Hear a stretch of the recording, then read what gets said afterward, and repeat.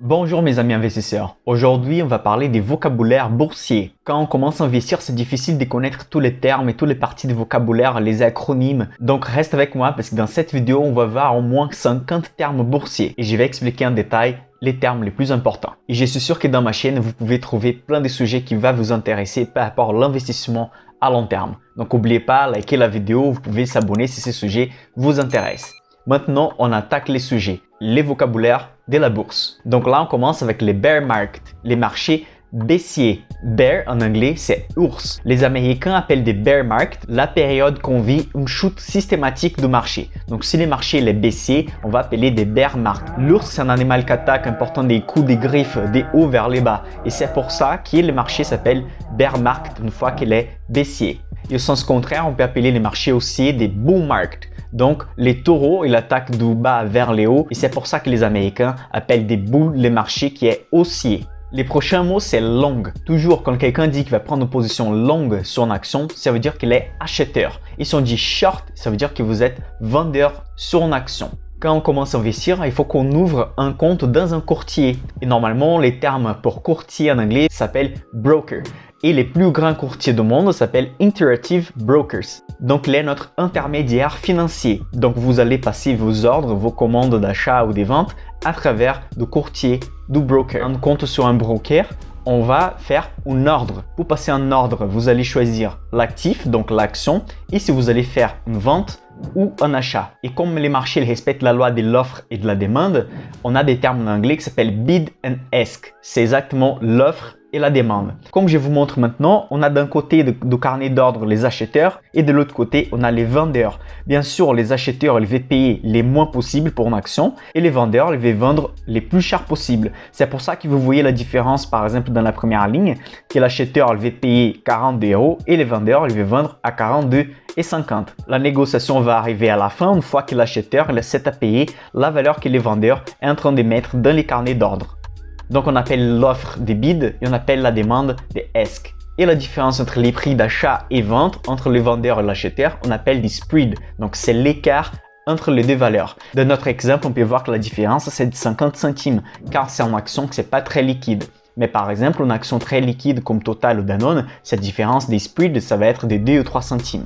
Donc plus liquide c'est une action, moins de spread on va avoir, moins de différence entre les prix d'achat et vente. Donc imaginez que vous achetez une action maintenant et vous voulez vendre dans 30 minutes. Bien sûr, ça c'est pas recommandé, mais c'est juste un exemple. Vous allez perdre beaucoup de rentabilité juste à cause que la différence de prix d'achat, il y a une différence considérable. Quand on souhaite acheter une action, on fait une analyse de l'action. Si on veut investir à long terme, on fait l'analyse fondamentale. L'analyse fondamentale, elle se base sur la qualité et sur les ratios boursiers de l'action. Donc on va analyser les comptes des résultats, les bilans de l'entreprise, on va analyser les ratios financiers et la qualité du produit et du management. Donc l'analyse fondamentale, c'est l'analyse du business en soi. Si vous voulez savoir comment on fait une analyse fondamentale complète, il suffit de cliquer dans les liens ci-dessus. J'ai fait une analyse fondamentale complète de l'action Danone. Et quand on parle de l'analyse fondamentale, il faut qu'on parle des fondamentaux. Quand on parle des fondamentaux, ce sont simplement les principaux ratios qu'on analyse dans l'analyse fondamentale. Donc par exemple, les ROI, Return on Equity, c'est les retours sur les capitaux propres, les marges de l'entreprise, les niveaux des dettes. Donc tout ça, on dit que ce sont les fondamentaux.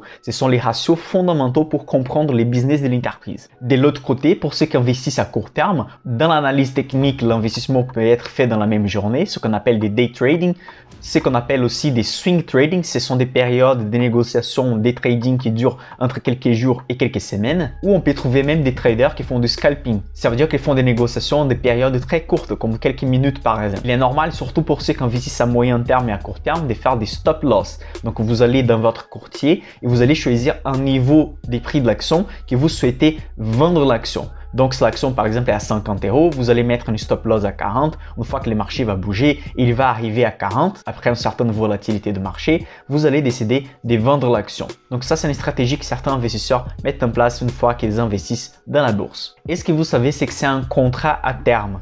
Un contrat à terme, c'est simplement un contrat entre un acheteur et un vendeur où ils vont établir dans le futur une date certaine où les changements, la négociation va être faite. Donc, si quelqu'un veut acheter de l'or, par exemple, l'année prochaine, en date précise, il va négocier avec un vendeur d'or et dans la date précise, ils vont négocier. Ça, c'est un contrat à terme. Donc, un contrat à terme peut être fait sur des matières premières. Et c'est quoi des matières premières? Ce sont des matières normalement qui peuvent être négociées physiquement, comme par exemple le pétrole, les maïs, les laits, les blés, les soya, etc. Normalement, les matières premières sont négociées ce qu'on appelle dans les marchés futurs. Les marchés futurs, c'est simplement un type de négociation qui va se passer dans les futurs. Imaginez que vous travaillez avec la production de la canne à sucre, mais vous ne savez pas si le climat va être idéal pour votre récolte des cannes à sucre. Donc c'est pour ça que vous allez faire un contrat au futur pour établir un prix moyen que vous acceptez de vendre la canne à sucre. Les cas où la plantation et la récolte va être super, elle va avoir une bonne rentabilité, une bonne production, vous allez perdre un peu d'argent, mais vous allez assurer un prix moyen. Par contre, s'il y a une catastrophe sur votre récolte, quand même vous allez être gagnant car vous aviez établi un prix moyen au futur pour vendre votre récolte. Donc les marchés futurs, ils peuvent assurer par exemple les producteurs de matières premières d'avoir un prix certain sur les produits. Et là, je vais vous expliquer la volatilité. La volatilité, c'est simplement l'effet qu'une action, donc un actif, il peut changer son valeur au fur et à mesure que le temps il passe. Donc par exemple, une action très volatile, ça veut dire que son cours peut bouger beaucoup plus qu'une action qui n'est pas volatile. Certains analystes disent que la volatilité, c'est une mesure des risques. Bien sûr, pour les moyens termes et pour les courts termes, la volatilité, c'est un risque. Car si vous achetez aujourd'hui, vous avez besoin de l'argent dans 6 mois et que les cours de l'action tombent sans aucune raison financière et économique, vous allez perdre de l'argent si vous avez besoin de cet argent en liquide. Par contre, si vous investissez à long terme, peu importe ce qui se passe à court terme ou à moyen terme, c'est les résultats de l'entreprise, c'est les résultats de la société que vous investissez qui va ramener au résultat final. Donc, c'est pour ça que la volatilité à long terme peut être vue comme une opportunité. Si l'action elle tombe mais elle perd pas ses fondamentaux, elle perd pas ses qualités comme l'entreprise, en fait, ça peut être un bon signe d'achat. Chaque action a une valeur de bêta. C'est quoi un bêta? Imaginez les CAC 40, composé des 40 plus grosses entreprises de la France. Chaque action a une corrélation plus ou moins élevée avec les marchés. Donc, on appelle ça des bêtas. Si les bêta est égal à 1, ça veut dire que si les marchés montent 1%, l'action elle va bouger exactement de la même façon. Donc, une action qui possède un bêta moins élevé que 1, elle va être moins volatile qu'une action qui possède un bêta plus élevé que 1. Parce qu'une action qui a un bêta 1.5 par exemple, ça veut dire qu'elle va répondre à la volatilité de marché d'une façon plus élevée, plus conséquente qu'une action qui a un bêta moins élevé. Mais aussi les entreprises, elles ont les obligations. C'est quoi une obligation? Par exemple, si une société elle a besoin de l'argent pour acheter de nouvelles machines ou augmenter son business, elle peut aller au marché et dire « je vais vous payer un taux d'intérêt fixe si vous m'empruntez de l'argent ». Donc, c'est lui qui investit dans les obligations, il va donner de l'argent à la société, par exemple, on suppose 1000 euros, et la société elle va verser par exemple 100 euros par an, plus un taux d'intérêt de 5 ou 6%. Donc, actionnaire, c'est celui qui est propriétaire de l'entreprise. Donc, actionnaire, c'est celui qui fait partie du business, il est propriétaire des parties de la société, de l'entreprise. Par contre, c'est lui qui a une obligation, il a une partie des dettes de l'entreprise. Donc, l'entreprise, elle va payer la dette. C'est comme si c'est lui qui possède l'obligation, il fait les rôles de la banque. Il donne un peu de l'argent, en échange cette entreprise elle va payer cette valeur qui a été empruntée plus un taux d'intérêt. Et quand on parle d'obligation, on peut parler des junk bonds. C'est un terme anglais pour dire que c'est une obligation pourrie. Par exemple, une société qui est très endettée, elle va dans les marchés, elle émet des obligations et comme la société sait qu'elle a beaucoup de dettes déjà, elle promet payer des intérêts plus élevés pour attirer des investisseurs vers l'obligation. C'est ça du coup que les marchés appellent des junk bonds. C'est une société où les risques d'investir dans les obligations c'est très élevé. Car c'est risqué une fois qu'on ne sait pas si la société va être capable de payer les montants empruntés plus les taux d'intérêt promis. Dividende, simplement, c'est une partie des rémunérations des actionnaires. Si une société elle fait une recette annuelle, donc elle a des bénéfices, elle peut verser une partie vers les actionnaires. J'ai déjà fait 2 vidéos où j'explique comment fonctionnent les dividendes. Je vais laisser les liens dans la description de la vidéo. Donc les dividendes, c'est simplement les partages des bénéfices de la société vers les actionnaires.